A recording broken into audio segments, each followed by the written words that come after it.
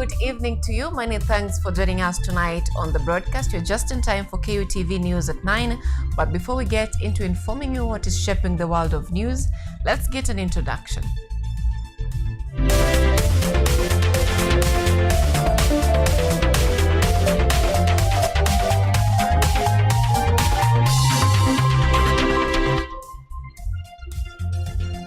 This is KUTV Primetime News with Anyango, Sylvia.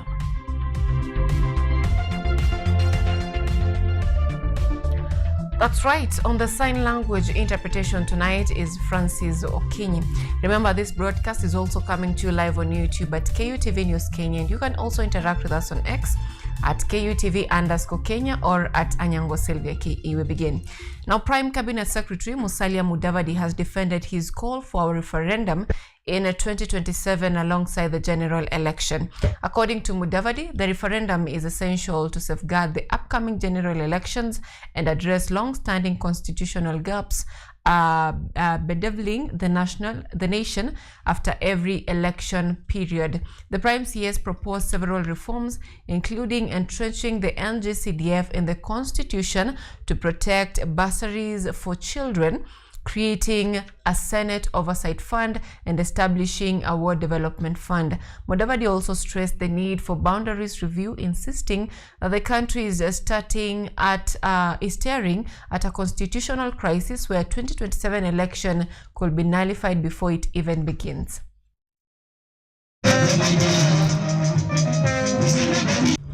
Here is the catch. You cannot have a boundary review without a valid national census. The 2019 census was nullified in 3 counties, namely Mandera, Wajir, and Garissa. The court ordered a mini census for the 3 counties to be conducted by January 2026, yani mwezi goza. So, here are the issues. The census deadlock here is that a patchwork census mixing 2019 data with 2026 data is a legal impossibility. There will be no valid population data. Therefore, it means that no valid boundaries, and subsequently, no valid boundaries mean no valid election. Now, Public Health Principal Secretary Mary Muthoni has raised alarm over a worrying rise in suicide cases among men across the country, linked largely to mental health challenges. Speaking in Kirinyaga County, Muthoni and church leaders called for urgent intervention from government, families, and communities to address depression, substance abuse, and silence among men. Public Health Principal Secretary Mary Muthoni has expressed concerns over the increasing number of suicide cases involving men, attributing the trend largely to untreated mental illnesses. Speaking during the burial of 53-year-old Matthew Njiru Mushira, who died by suicide at his farm in Gishuru, Kirinyaga County, Muthoni noted that mental health challenges coupled with alcoholism, drug abuse, and domestic violence are major contributors to the deaths.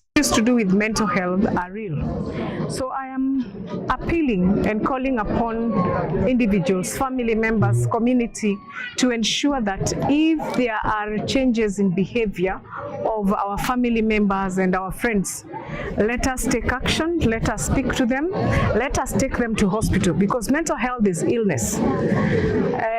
Mental health is not a condition that will just go away. It is a condition that can be treated. Muthoni also raised alarm over rising cases of defilement, rape, and theft of farm produce in the area, calling on security agencies to enhance patrols and bring perpetrators to justice. Children are home. Introduction of drugs and substance use could be on the rise right now. Make sure we protect our children, our young ones who need to go back to school in January, and including the young people who are in the universities and those who are also coming from towns and coming to the villages. Echoing her sentiments, the father's parish priest, Father Martin Wanyoike, said the church has buried many men who have ended their lives through hanging or poisoning. He described the situation as alarming and called for urgent collaboration between the government, religious leaders, and the community to save men battling depression and rejection. We have had a number of cases, the suicide cases, especially affecting either men or young children, or young people rather, for that matter. Young people. So I don't know what would be the scientific explanation to that. I'm challenging the church. Let us come out and support these people before it is too late. Let us not only appear when they are dead, when they're being buried, but even when they are alive, we can save them by listening to them. And number two, even the government, the other structures that we have in the society, let us come out clearly and support them, because it might be too late and we might now have no generation at all. If this number of suicide cases increase so much.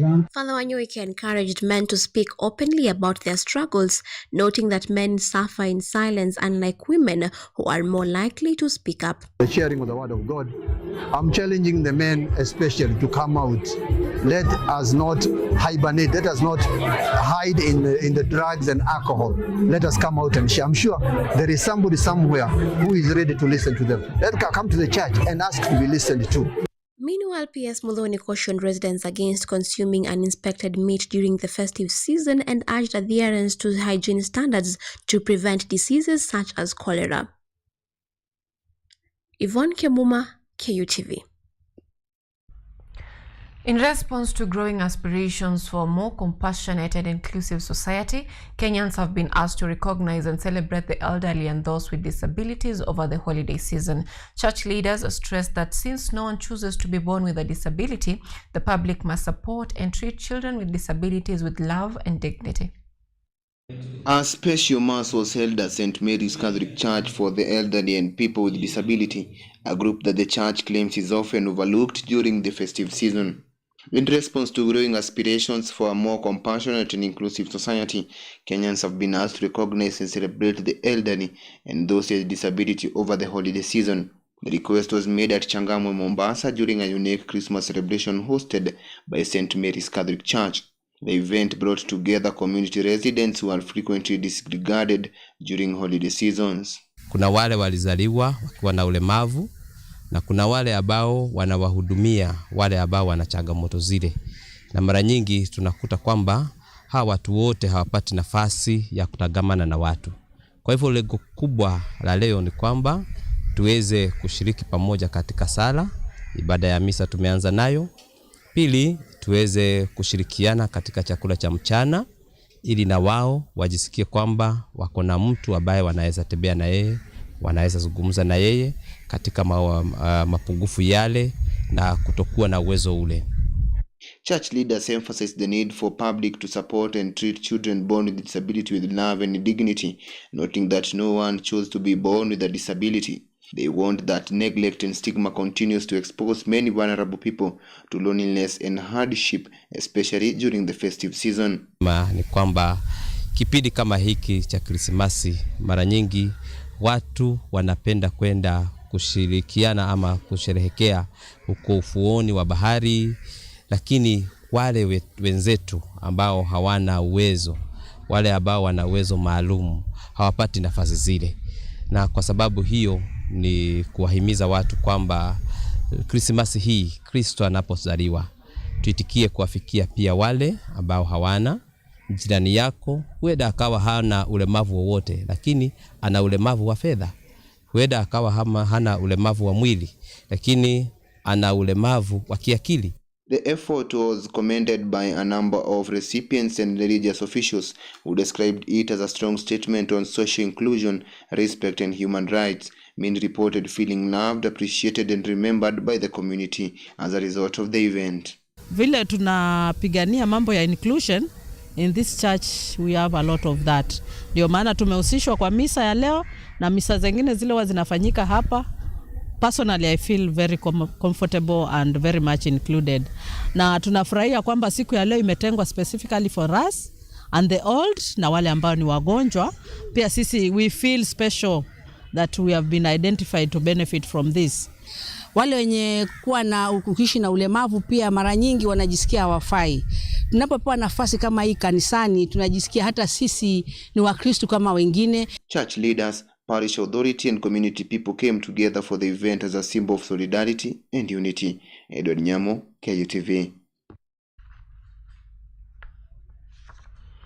All right, now still on matters of Christmas, Kisii County street families have pledged with the government and well-wishers to provide them with resources and skills that encourage independence and lessen reliance on handouts.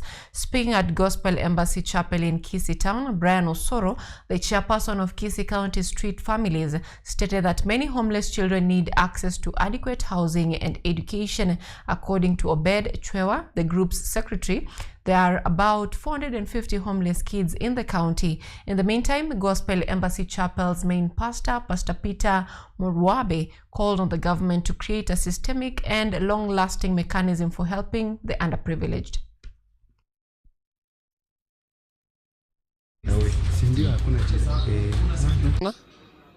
Vile Pastor Murwabe alikuwa ametualika na hii ni kitu ilikuwa imelonjewa kwa mwaka mzima, tutakuwa tuna meet.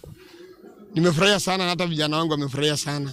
So nilikuwa naomba vile Pastor Murwabe na vijana wake vile wameamua kutusaidia hivi, inafaa hii kitu ikuwe ni kila wakati, isikuwe ni kwa mwaka tu peke yake. Ikuwe ni kila wakati tunakumbushana ndio tuweze kusaidia wa vijana, sababu vijana wanapitia majukumu mingi sana. Kuna vijana tuko nao hapa wadogo wanafaa kwenda shuleni, so hatuna njia kuwapeleka shule. Inafuata pastor aongee na governor, viongozi waingilie ndani ndio hata yeye na yeye aweze kupata support ya kupeleka vijana shule. I have over 450 street children in Kisii Town, based in different units. I may have 2-3 requests depending on the age number that I have in my book. Tuko na watoto wale wadogo from the age of 13 and below. I could have requested if we get any person, hata pastor akubali, our pay place wanaweza kuwa wanakuja wanakaa wanalala wanatoka asubuhi wanakuja town. There are those who wenye wanataka kwenda shule. Kuna watu wameachia form 3, form 2, form 1, class 8. Those are manageable guys. Wanaweza chukua mahali waende shule wamalize. Niko na wale wenye wamaliza form 4. Pia wanaweza request hata wapelekwe college. Hizi TVETs institution wafunzwe plumbing and a few.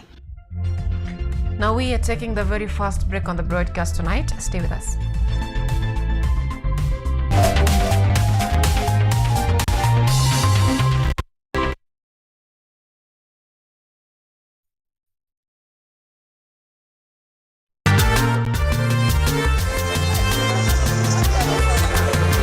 Ni nguzo na uso wa jamii. Kupanda shuka akawa tuzo, ukakamavu wake ukatii na kumfanya mwenye bidii. Kwa machozi na makeke akabaini jinsi ya kuwini. Huyu ni mwanamke ngangari, kwa jinsi alivyo ng'ari. Mimi ni mwanamke mwake. Usikose kutazama kipindi cha mwanamke mwake, nami Caroline Kimwele.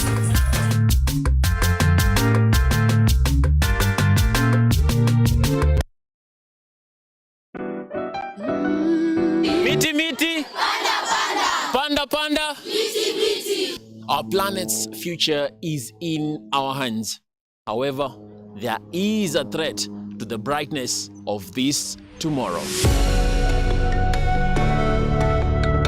On EarthCheck, we share the challenges, the solutions, and the hope. I would call this a very momentous day, a very critical day. Every episode, every story, every step we take creates a ripple. Join me, the environmentalist Emmanuel Kutosi, on KUTV every Wednesday at 8 p.m. and be part of EarthCheck. Welcome.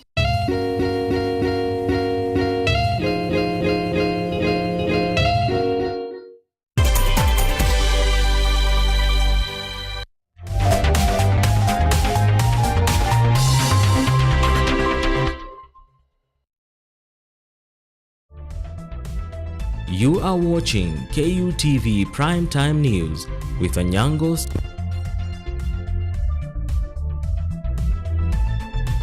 Welcome back. Remember to keep interacting with us on our social media platforms, on YouTube at KUTV News Kenya and on X at KUTV_Kenya. Now, on matters state of our nation for the year 2025, tonight we delve into Kenya's economy in 2025, which has not been shaped by headlines alone. It has unfolded in policy rooms, balance sheets, boardrooms, and households struggling to stretch shrinking incomes. It is a year that has proved Kenya could withstand pressure even as it exposed the high cost of economic survival. Here's the full report on the state of Kenya's economy throughout the year 2025.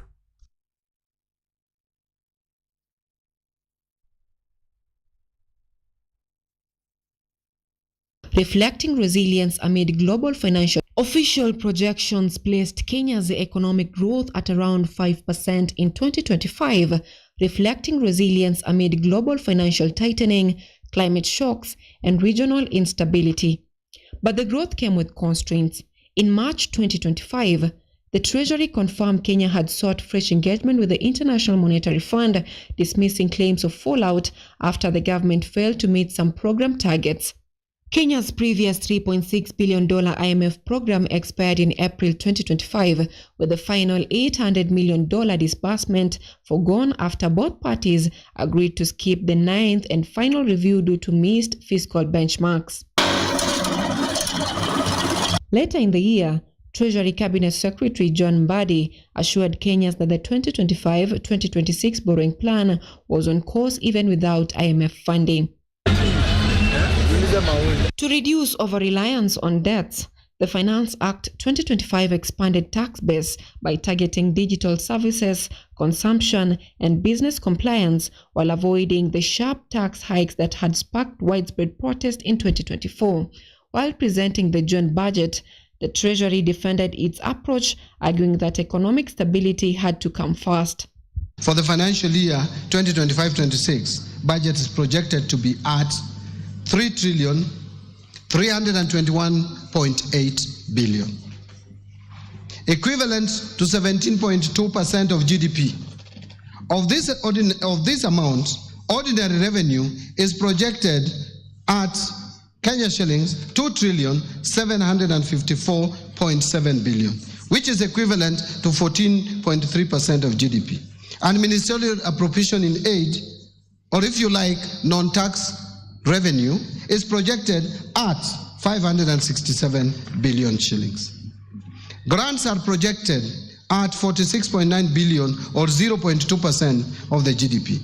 By July 2025, the Kenya Revenue Authority reported collecting 2.571 trillion shillings in the 2024-2025 financial year, surpassing its target of 2.555 trillion shillings. This represented a 6.8% growth and a performance rate of 100.6%, up from 2.407 trillion shillings the previous year.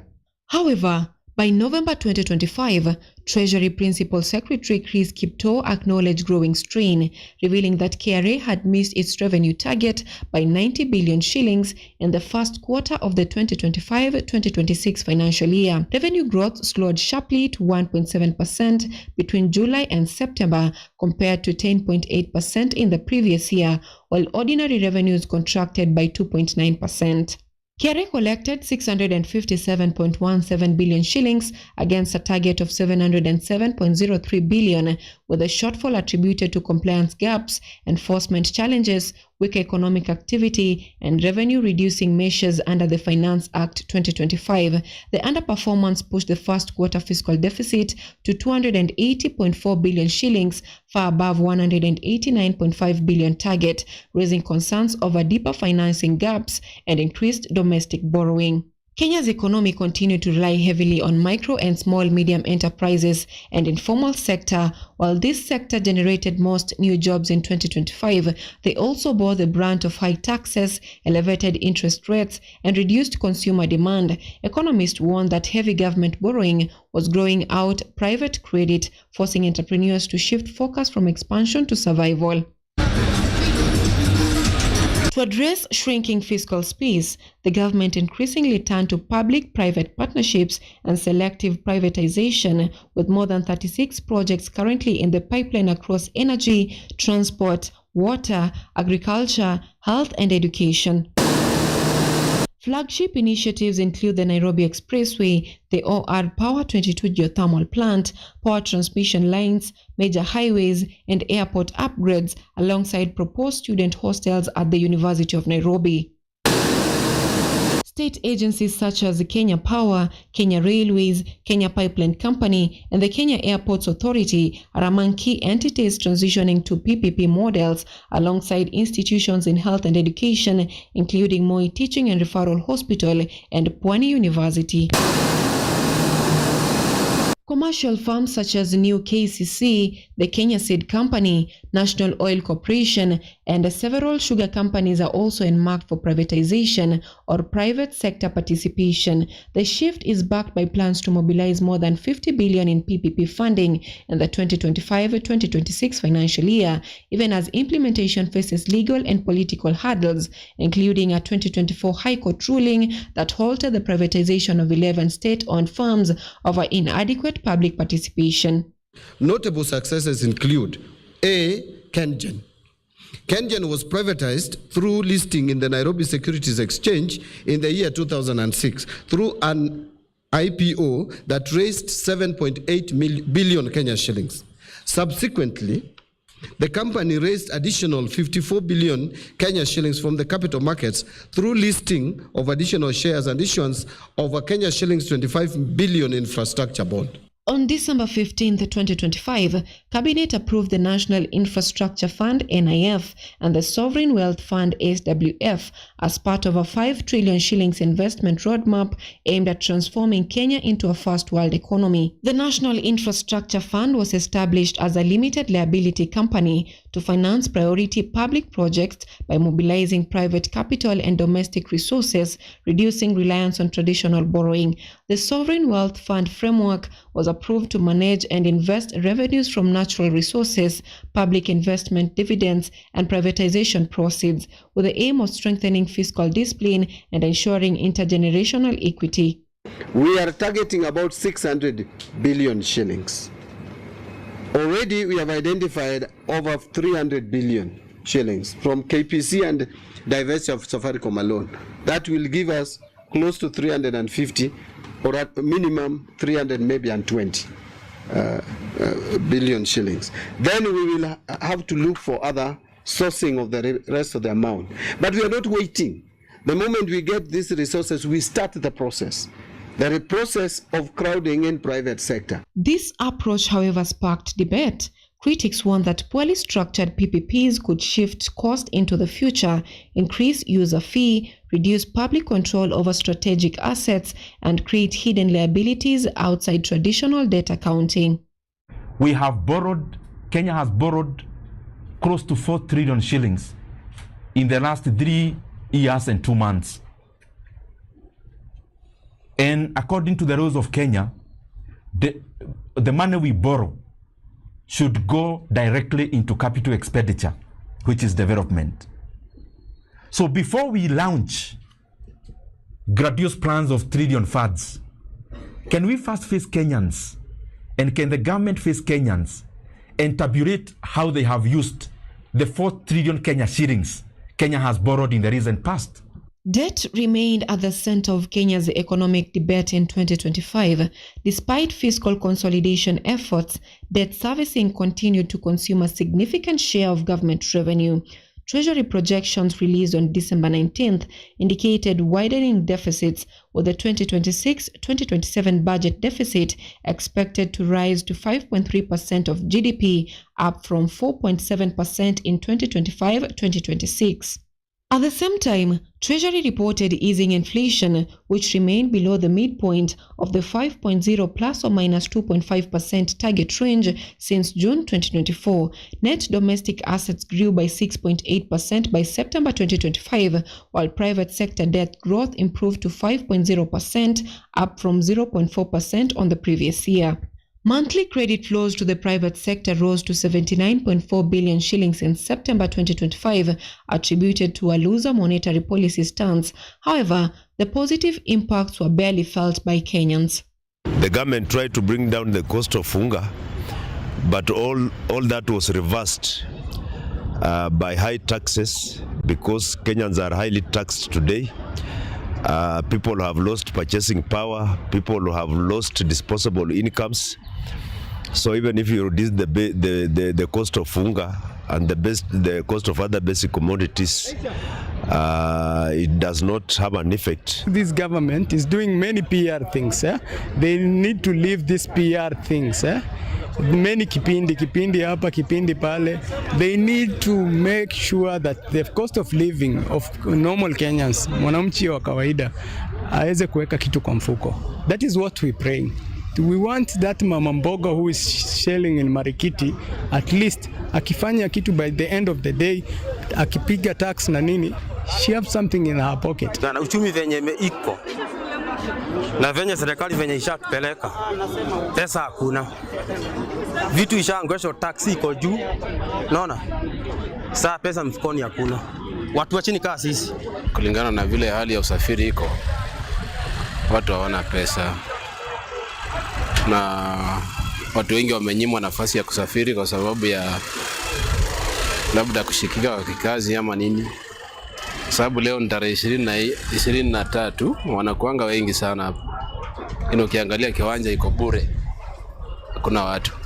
Actually, sidanganya, this time biashara haijakuwa fine at all. So I would compare na last year actually. Despite mounting public debt, tight fiscal space, and policy headwinds, Kenya has continued to hold its ground as a preferred investment hub in Africa, leveraging its strategic location, advanced financial ecosystem, and role as a regional headquarters for multinationals. Even as the government pursues fiscal consolidation and debt sustainability measures, debt and taxation are eroding confidence at the margins. Some investors are delaying expansion, others are downsizing, and a few are quietly exiting.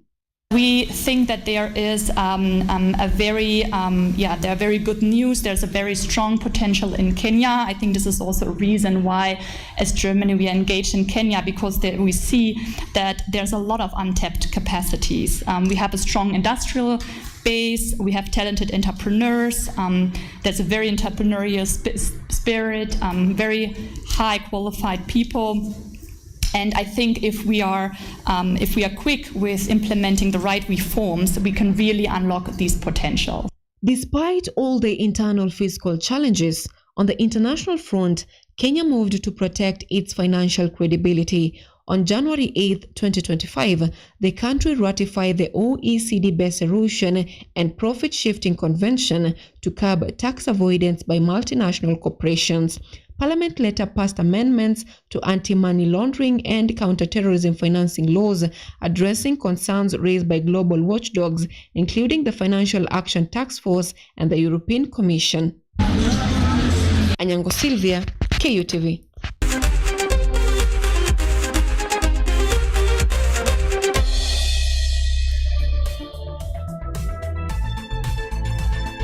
All right, now in sport, we take you through the year 2025, which will no doubt go down in history as a record-breaking year in athletics, with Kenya dominating in short and long distance races.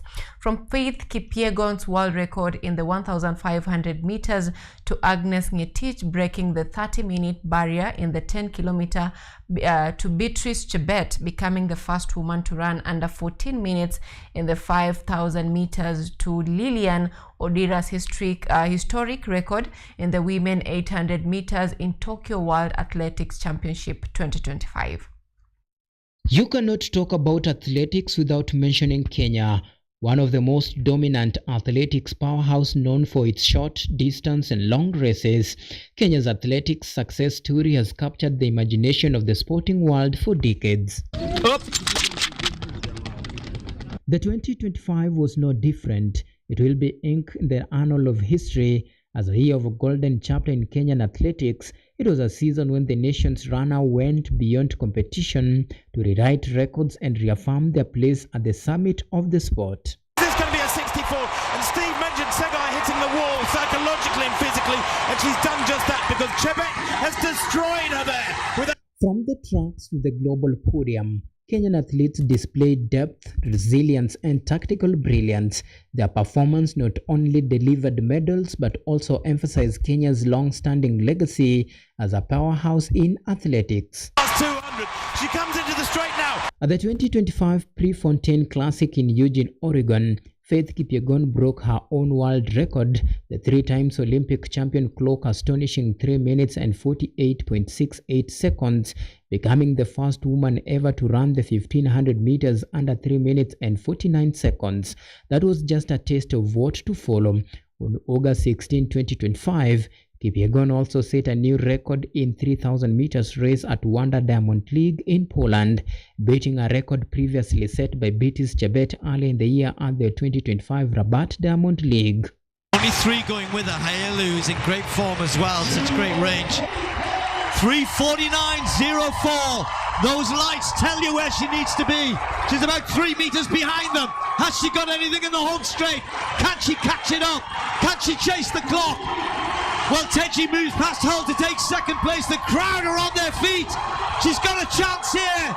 Faith Kipyegon is chasing it down. If she breaks it, it won't be by much. Faith Kipyegon going for the world record. Has she got it? Yes, she has. I did it. I've got it again. The world record. The year 2025 also saw Beatrice Chebet's eccentric rise to the pinnacle of athletic greats receive a booster. The sensational Kenyan athlete made history at the Prefontaine Classic as the first woman ever to break the 14-minute barrier in the 5000 meters, clocking an incredible time of 13 minutes 58.06 seconds, dismantling Gudafe Tisegei's previous record of 14 minutes and 21 seconds. And Steve mentioned Segai hitting the wall psychologically and physically, and she's done just that because Chebet has destroyed her there with an acceleration just inside the last 200. Watch the clock. We're looking for the 14-minute barrier to be broken. 9 seconds to go. 8, 7. Surely she's going to get there. It's going to be mighty tight, but she has indeed smashed the world record. The 14-minute barrier has gone. The world record of Gudafe Segai. Born in Elgeyo Marakwet County, Agnes Ngetich broke the 30 minutes barrier in women-only 10-kilometer race, achieving a feat no woman had done before, clocking an incredible time of 29 minutes and 27 seconds. She comes into the finishing straight now, and Agnes Ngetich gives it everything. 101% effort now. She drives for the line, just outside 29 minutes on the clock.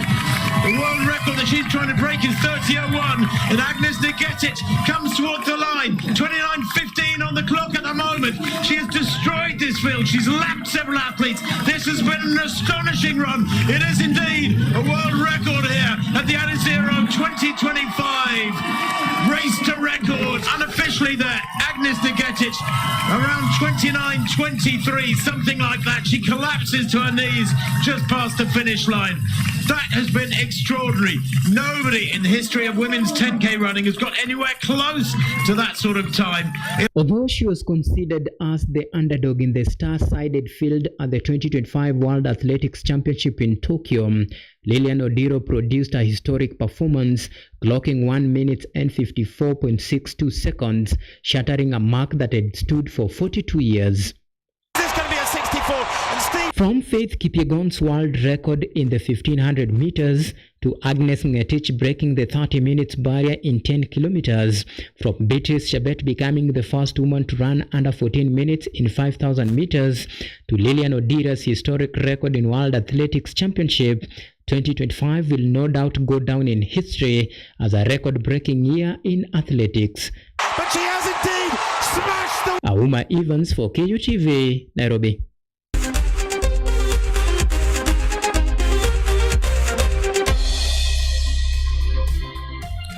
Now that brings us to the end of KUTV News at 9 on this 26th day of December 2025. Our sign language interpreter tonight is Francis Okinyi and Anyango Sylvia. Have yourself a lovely night.